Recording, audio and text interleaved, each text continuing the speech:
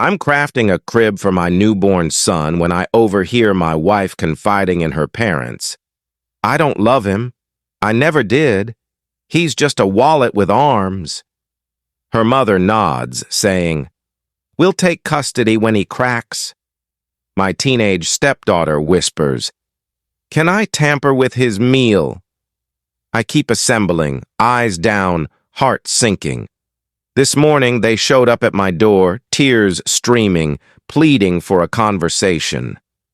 This has been the most devastating week of my life. I'm still reeling, so forgive me if this feels disjointed. I just need to vent, using a throwaway account for obvious reasons. Some context.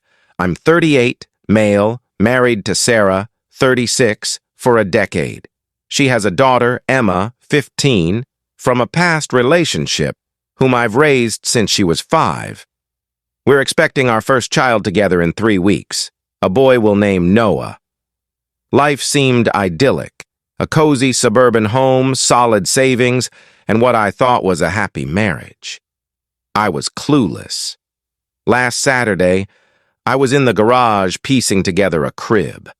A maddening kit from a chain store with endless parts and cryptic instructions. I'd been at it for hours, zoned in, with the garage door cracked for airflow. The kitchen window above let in snippets of Sarah, her mom Diane, and Emma chatting. I didn't pay much attention until I heard my name. You can't help but listen when that happens, right? What I heard next stopped me cold. Sarah was venting about pregnancy stress, which seemed normal. Then she turned to me, how I was irritating, overly attentive. Then came the gut punch. She told Diane she never loved me, that I'm just a wallet with arms. Diane didn't flinch, just agreed, saying they'd secure custody when I finally broke. Emma, the girl I've treated as my own for 10 years, asked if she could tamper with my meal. I kept working, staring at the wood, feeling like my world collapsed. I finished the crib mechanically, my mind spinning. Inside, they were all smiles. Sarah offered lunch, and I couldn't shake Emma's words about my food. I nearly gagged but said I wasn't hungry, then locked myself in the bathroom for a silent meltdown. For 6 days, I've played the happy husband while plotting my escape. I sleep beside someone who views me as a bank. I cook for a teen who wants to sabotage my meals. I touch the belly of a woman carrying my son, who plans to take him away. Looking back, the red flags were glaring. I've managed our finances since we married. I earn more than Sarah, never questioning my role as provider. I funded her degree, bought Emma's phone, laptop, everything. Sarah insisted on separate accounts for independence. Now I see why. I checked our joint account. She's been siphoning small amounts for months. Her Amazon history on our shared account shows baby items shipped to Diane's address. I found texts where she claimed to work late but was out with friends. Photos proving the lies. No proof of infidelity but deception? Plenty. I'm in a nightmare. Noah's due soon, and I suspect Sarah's planning to bolt post-birth with Diane's help. I can't eat, can't sleep, yet I act loving while dying inside. The surreal horror of family dinners, discussing baby names, knowing they see me as a tool. I've been recording conversations with my smartwatch. I've got a lawyer meeting soon, saving financial records, screenshots, everything. When Emma asks for money, I bite back questions about her plans for my food. This girl I taught to ride a bike, comforted through sickness, now feels like a stranger. This morning, Sarah asked me to paint the nursery, citing doctor's orders to rest due to high blood pressure. I agreed, hiding my rage. I can't confront them yet, not until I'm ready, not until I can protect Noah. He's my anchor. They may see me as a cash machine, but I'll fight for my son. Sarah's texting about baby shower decorations, acting normal, oblivious to the storm brewing. I have to sleep beside her tonight, pretending I don't know she sees me as disposable. I'm losing it. If anyone's been through this, I need advice. Maybe I just needed to tell someone, even strangers. I'll update after the lawyer. Thank you for the overwhelming support. I didn't expect this response. Sorry for going quiet. Life's been chaos. Recap. I overheard Sarah call me a wallet with arms, Diane plotting custody, and Emma wanting to tamper with my food. A lovely crew, huh? Noah arrived early, healthy at 6 pounds, 4 ounces. The past 2 months, I've lived a double life, playing the doting dad while unraveling our marriage. The hospital was bizarre, cutting the umbilical cord while knowing Sarah sees me as a cash dispenser. Holding my son, half me, half her, I broke down in the bathroom. Not the joyful moment you'd expect. I launched Operation Silent Exit. Lawyer meeting post-hospital was pricey but invaluable. Guidance on paternity, custody, assets. I opened a new bank account, diverting small paycheck portions to avoid suspicion. Installed a legal voice recorder in the nursery, capturing damning talks. Rented a modest apartment, paid up front, moving essentials discreetly, clothes, personal items, nothing obvious. I'm documenting everything. Receipts, photos of baby purchases, logs of my diaper changes and feedings. All evidence, including the original conversation, is in a cloud folder shared with my lawyer. Last week, I caught Emma tampering with my coffee on kitchen security footage I set up post-overhearing.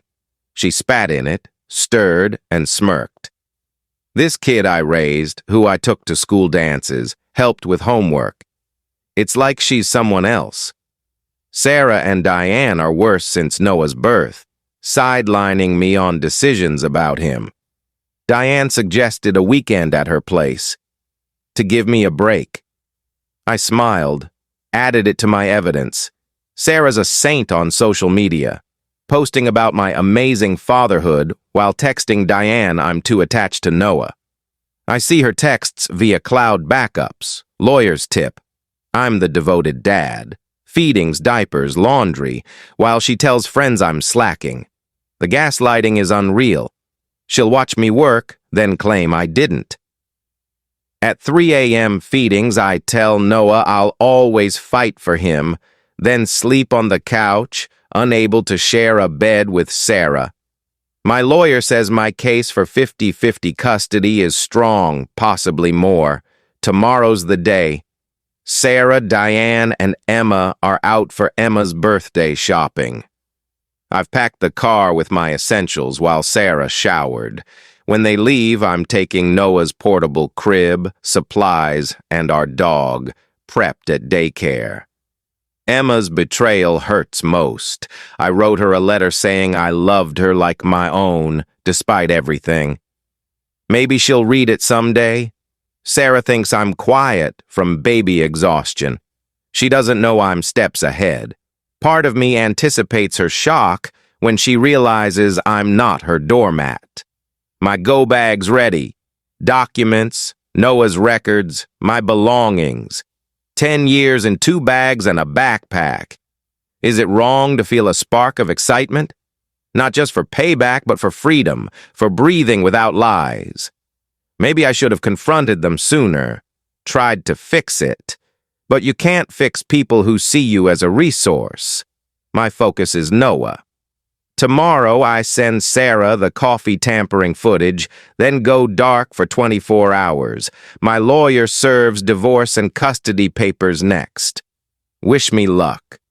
Next update will be from my new life with Noah. It's been 3 months. I wasn't planning another update, but your messages deserve closure. Writing helps me process this mess. Noah's thriving at 4 months, babbling loudly, keeping me up. but his tiny hand gripping mine makes it worthwhile.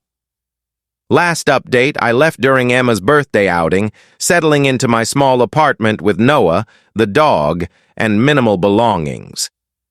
It's cramped, but ours. No one calling me a wallet here. I sent the coffee tampering image, shut off my phone, and got 97 missed calls and 200 texts when I checked back. Early texts were confused, then angry, panicked, bargaining, begging, but barely mentioned Noah initially, showing their priorities. My lawyer served divorce and custody papers, including recordings and texts of their scheming. Sarah and Diane showed up at my apartment that afternoon, likely tracked my phone. Sarah was disheveled, Diane aged by stress. They begged to talk. I gave them 15 minutes, warning them not to yell around Noah. Sarah claimed her kitchen words were stress-induced, blamed Diane, swore she loved me, accused me of stealing Noah. Diane called me a family wrecker, threatened court, then offered rent money. I played the recordings, their voices calling me a wallet, planning custody, Emma's tampering request, Sarah's post-birth complaints. Sarah broke down, Diane went silent. They asked to hold Noah. I refused. The truth spilled. Without my income, they couldn't pay the mortgage. Sarah had hidden 3 maxed-out credit cards. Diane relied on my support. My months of planning blindsided them. After they left, I felt empty. No triumph, just exhaustion. Weeks of legal battles followed. I got temporary custody, 4 days to Sarah's 3. Handoffs were tense. She'd provoke, I'd stay neutral, focusing on Noah's needs. Emma texted an apology, wanting to talk. I didn't reply, haunted by her smirk in the video. Some betrayals cut too deep. In court, my lawyer's evidence, recordings, texts, video, financial records, won primary physical custody. Sarah gets every other weekend and 1 weekly dinner. She pays child support, ironic given her wallet comment. She moved in with Diane after the house sold, unable to afford rent. I upgraded to a 2-bedroom apartment with a yard. Therapy's helping. And a single dads group at the park connects me with others who've been through similar betrayals. Sarah's more attentive with Noah now, punctual for visits, texting about him. Maybe losing custody woke her up, or she's strategizing. I document everything. Diane sends passive-aggressive gifts with notes about Sarah deserving Noah. They're boxed for his future. Last week, Sarah asked to reconcile, claiming she realized her mistake. I thought of my peaceful home free of deceit and said no. Her defeated look was my freedom. Noah's first birthday is next month, a small party with friends. Sarah gets her time after. We're not friends or enemies, just co-parents trying not to mess up our son. Thanks, Reddit, for the support. Life's messy, but it's honest now. Thank you for watching Story. Please subscribe and hit the notification bell for more real-life stories.